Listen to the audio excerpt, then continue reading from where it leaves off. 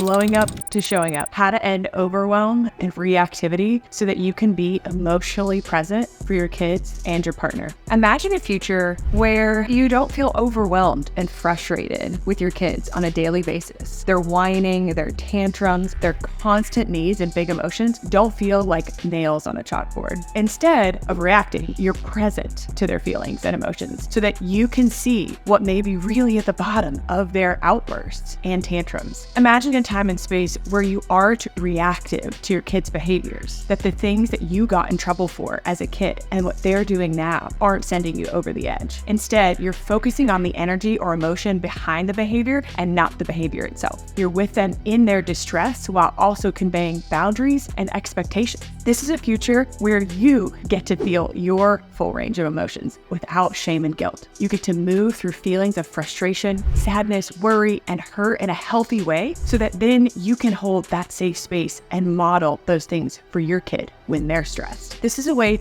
that you're also not going to be unloading all of your life stuff onto them, thus creating this sense of stress in their bodies, which may then lead to more undesirable behaviors. Are you seeing a cycle? Good. So very soon, I'm going to show you the exact process that moms like Allison, Bethany, and Cody went through that allowed them to go from reactivity and overwhelmed to calm and grounded, even in the midst of meltdowns, chaos, and just a crazy pace of life with kids. Before we do that though, can we be honest for a minute? Can we go back and remember the time before you had kids? Saying and thinking to yourself things like, I never want my kids to hear me say that, or I am never gonna be that way when I have kids. And now what's happened? You're a parent, you have kids, and as much as you've tried, you are starting to copy some of the same behaviors and patterns of your own parents. Hurts, right? And what happens next? Shame, frustration, and worry set in. Your feelings of helplessness are growing, and I understand because I've been there. And it's okay, because that's just where you are. This video was created for you if you're a tired mama that doesn't know what to do with themselves or their kids when everyone is crying and melting down. This is for you if you're a mom that wants to show up differently than the parents that you had. This is for those mothers out there that know that there is a better way of meeting their kids' meltdowns than just meeting them with yelling and fueling the fire to their own meltdown. This video is for moms that want to show up differently than the parents that they had. And this video is for moms that know that there's a better way in meeting their kids' meltdowns than just yelling at them and fueling the fire to their own meltdown. Lastly, this video is for you that want to create lasting change within yourself so that you can bring that positive change to your parenting and to your partnership. If you watch this video to the end, I'm going to share with you my 5-step process on how to quit being frustrated and overwhelmed with your kids' emotions and start being the more present and emotionally available parent that you desire to be. You get to learn how to give your kids what you didn't get. But before I dive in, I want to share my story with you and why I put this training together. I hope that you find a deep connection and resonance to your current story within mine. See, I was a successful physical therapist, getting all sorts of awards and recognition, and yet I found myself struggling at home. I was reactive to my small child and emotionally disconnected to my husband. Basically, I was living a life through the lens of my own inner child wounds. I felt utterly lost and I wanted to be able to share myself more, but I also had so much shame for who I was and how I was showing up that I didn't want to end up like my parents, numb or reactive. I wanted to feel something other than the extremes of the emptiness and overwhelm that I had grown accustomed to. I had gone through 10 plus years of on and off counseling, read all the books, listened to all the podcasts, and numbed my pain away through exercise, alcohol, food,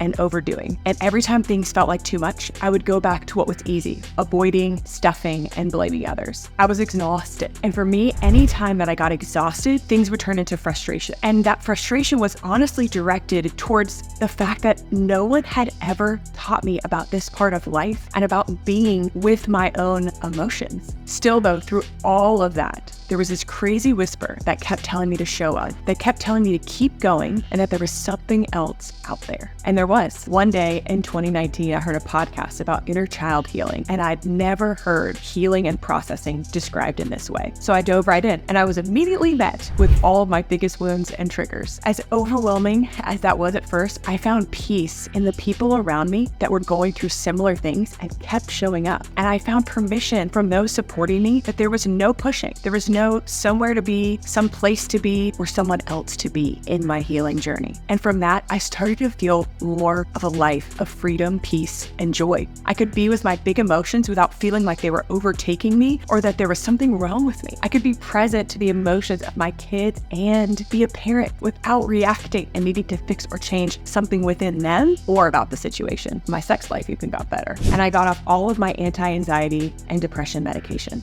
I was finally able to tap into the gifts and levels of joy that I didn't know was possible. And from there, I've just continued to blossom. I'm no longer a slave to my shame. I actually feel alive. And the best thing is to watch myself show up in the way that I've always wanted to and hear from my partner and my coworkers and my friends the changes that they've seen and how it's impacted them. And this can happen for you too, just like it did for moms and dads that I've worked with in one-on-one and group settings, as well as in retreats. Cody shared that through this process, she learned what triggered her and how to work through those triggers so that she could be with her children to help regulate their big emotion. And now she feels like she is able to feel her feelings more so that she can hold space for her kids' feelings and be more present during their meltdowns. Allison was so excited when she told me on our last call that she's been able to be more with her emotions instead of doing anything about them, which is translated into her ability to be with her daughter and her emotions instead of fixing them. Bethany, I felt so much impact from her story when she shared about how this process has allowed her to be with her chronic pain in a new way. She stated that being in full emotional acceptance of my chronic pain has allowed me to be more present as a wife and a mom to her little girl. And the more that she's able to love herself, the more that she can vulnerably receive love from her partner. Apart from the material I share here today, I want you to know this. I believe that moms get to have it all. They get to receive support and they get to be the partner and the parent of their dreams without losing themselves and their true essence. They get to be the parents that they never had, or they get to recreate the gift that they were received from their parents. So let's get into it, right? Okay, here we go. I'm going to uncover the steps to go from blowing up to showing up for yourself and your family. Ready? Here are the 5 steps to end overwhelm and reactivity so that you can be more emotionally present for your kids and your partner. Step 1, you got to become more aware of the sensations in your body and the emotions attached. It almost never happens that you go from 0 to 100 in 5 seconds. Your reactivity and frustration may feel more like that now, but at the end of this training, you'll be able to get curious to moments where things are building before you may have even realized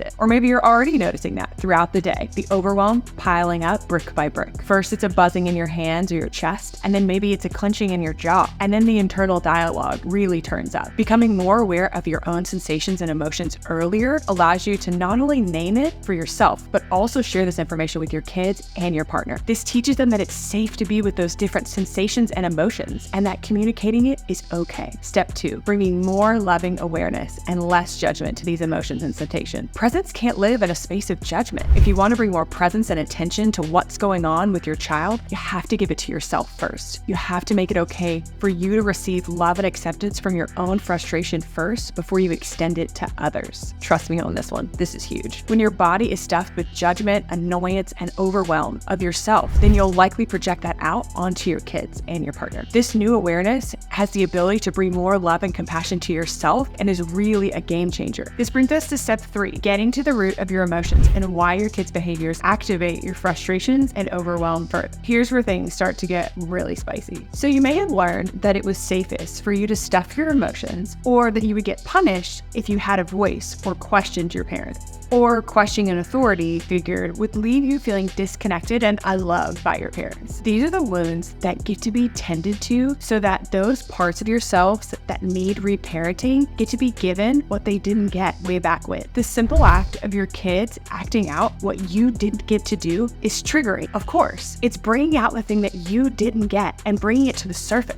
And as soon as you get to be with those parts of yourself that didn't get what they need sooner, the sooner that you get to give your kids the thing that they need now. This is where the deeper but exciting work starts to unfold, which brings us to step 4. Feel through what you didn't get as a kid and identify what you really needed and wanted. This is an extension of the above, but it's important to state that it's time to reparent yourself so that you can change the cycle of how you parent your kids, and it all begins with you. You get to give yourself more presence first to allow what comes second nature for others, i.e. your kids and your partner. Finally, step 5, bringing your reparenting out into the world for yourself and your kids. You get to allow your kids to see you hold more space for yourself, your emotions, your frustrations, and the overwhelm that happens with life. This isn't about eliminating the stressors in life, because we're living people in a real world. And so when we get to model that whatever happens is okay and whatever we feel is okay, then there's no shame and judgment with that. Your kids get to see your emotional resilience, and they get to learn that their emotions are safe and that you're a safe space for their emotions. And they also get to equip themselves and advocate for themselves throughout the day so that you don't become the natural dumping ground for their pent-up emotional energy. That's a lot, right? So here's your options. You can either try to do this all yourself, making these sweeping changes alone, like I tried to do for the first 10 years of my marriage and the first 4 years of my parenting. I spent lots of time, lots of money, lots of energy, and honestly, more frustration than I would like to admit on podcasts, books, seminars, and traditional therapy. Or you can do the opposite of what I did, and you can skip those steps, collapse the timeline, and work with me one-on-one or in a group setting to achieve these results. The hard truth is this: our kids need us now. They need our attention, our presence, our emotional availability today. And even if you have older kids, it's okay. The healing is still available to you. Book a 15-minute call with me by clicking the link below and starting the application process. You get to open yourself to more emotionally learning and open up the loop back to make actionable change to start positively impacting you and your relationships today. Just as a sneak peek, before the 15-minute call, I want to tell you more about the level of support that I give my clients one-on-one and in group settings. With my one-on-one clients, I create customizable and transformational programs in 4, 6, and 12-month increments to meet you where you're at. We do a deep dive into your mother and father learning to assess patterns of learning and conditioning, and we get to the root of why you're showing up in the ways that you are. Our 90-minute calls give you enough time and space to get all the support that you need. There's no rushing here. We're able to go deep and beyond the superficial that you may have experienced in the past. I also offer weekly accountability and support between calls through voice messaging, so you get real-time support and assistance for the things that come up for you day to day. And as if that wasn't enough, I have pre-recorded and live breathwork group sessions, journaling prompts, communication tools, and embodiment techniques to support you fully on this journey that you're on. These components make it easier for you and my clients to achieve more presence and connection with themselves and their partners and their kids. And these tools make all the difference. Bethany shared how much she loved the journaling practices to help integrate what she was feeling so that she could get to the root of some of her day-to-day struggles. Allison made the decision to get one-on-one support simply from the group breathwork sessions that she experienced with me last summer. And